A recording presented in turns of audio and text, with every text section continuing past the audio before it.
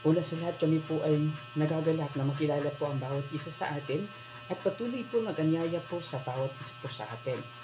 Bakit po patuloy po namin itong ginagawa na pagtuturo ng loob po ng Biblia at patuloy po naghikayat po sa bawat isa po sa atin dahil ito po yung kalooban po ng ating Panginoong Diyos.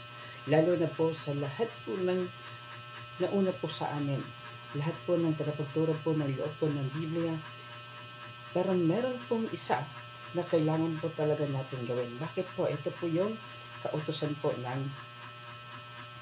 ating Panginoong Diyos. Una sa lahat, ipakilala po namin ang CCMC. Ano po talaga yung CCMC? Ito po ang pinakasikat po ng theology school na nag-offer po ng free theology course dito po sa buong mundo. Ano ba ang CCMC? Ito po ang CCMC Zion Christian Mission Center free theology course. Nag-offer po ng free theology course na kung saan dito po kami nagtatapos po ng aming pag-aaral. So ngayon, tatalakayin po natin ang loob po ng Biblia sa pamagitan po ng mga reference na po na ito. Bakit po namin patuloy po kayong inaanyaya na mag-aral po ng salita po ng ating Panginoong Diyos?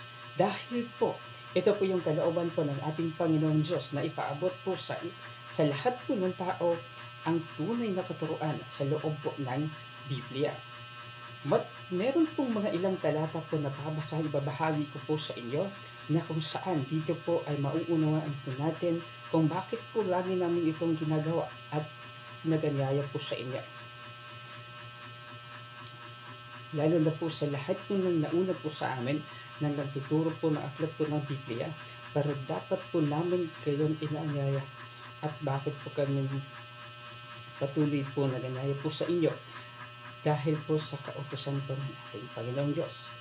Dito po, at meron pong ilang talata po na aming ibabahagi po sa inyo, at dito po sa aklat po ng Hebreo chapter 5 verse 12 hanggang 14 po. Pakinggan po natin ang banal po na kasulatan.